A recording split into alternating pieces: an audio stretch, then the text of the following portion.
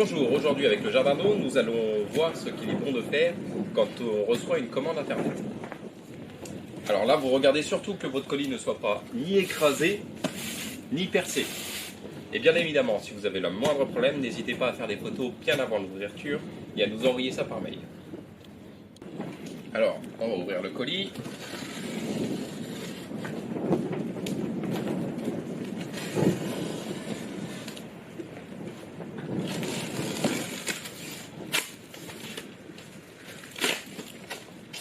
Alors, à l'ouverture de ce colis, vous trouverez deux choses. Le bon de commande et une fiche descriptive de comment utiliser les plantes. Donc on voit bien le carton de double épaisseur pour bien protéger votre emballage. Les particules de maïs qui sont biodégradables et que vous pouvez mettre au compost. Et en dessous, vous verrez autour de vos accessoires et des plantes du papier journal pour bien protéger et garder l'humidité des plantes. Une fois toutes les particules enlevées, on voit un petit peu les différentes choses, des accessoires, un deuxième carton avec les plantes aquatiques. Alors là, ce qui est important de faire, c'est que vous reprenez bien le tout premier qu'on a sorti et que vous sortez les accessoires. Donc le papier journal qui sert à caler peut aller soit au compost, soit à la poubelle recyclable. Vous avez la dose d'engrais, vous avez des bactéries, un panier et bien évidemment le terreau. Donc voilà, une fois les accessoires sortis, il nous reste le double carton avec les plantes. Donc nous mettons ça dans des sacs en plastique pour bien protéger de l'humidité.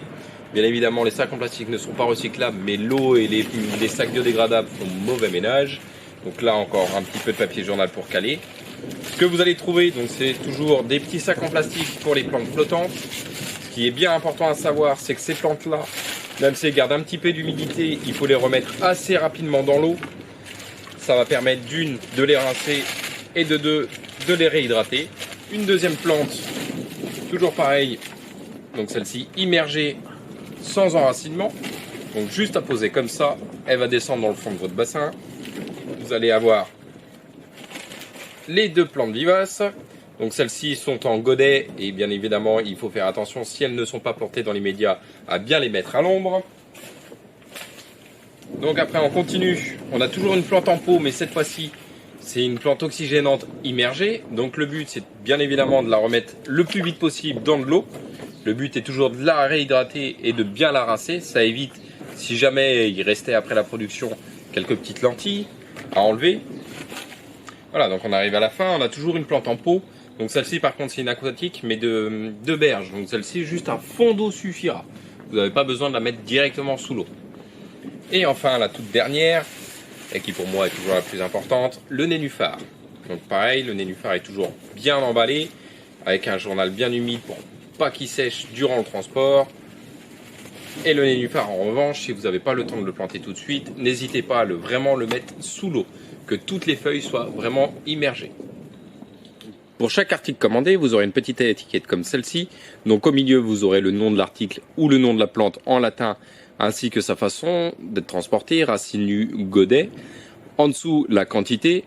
L'EFR, c'est pour le pays d'origine, donc pour nous ici, c'est la France. Et ici, le code qu'on appelle le passeport phytosanitaire, qui permet de déterminer l'origine de la plante et bien évidemment les différents produits qui auraient pu être utilisés. Donc pour les vivaces, comme vous pouvez le voir, vous avez 2-3 feuilles ici. Il se peut que en tout début de saison, donc fin d'hiver ou en fin de saison, fin d'automne et au début de l'hiver, vous n'ayez absolument rien. Donc il ne faut pas vous affoler. À partir du moment où on vous envoie la plante, c'est qu'on est sûr que la plante est bien vivante dedans. Il se trouve juste que les vivaces disparaissent pour la plupart totalement en hiver. Donc comme vous avez pu le voir, nous avons pris grand soin à emballer tous vos articles dans des sacs plastiques. Cela permet de les transporter pendant 2 ou 3 jours. Maintenant, il ne me reste plus qu'à vous souhaiter une bonne journée, une bonne plantation et à la prochaine sur le site du Jardin d'eau.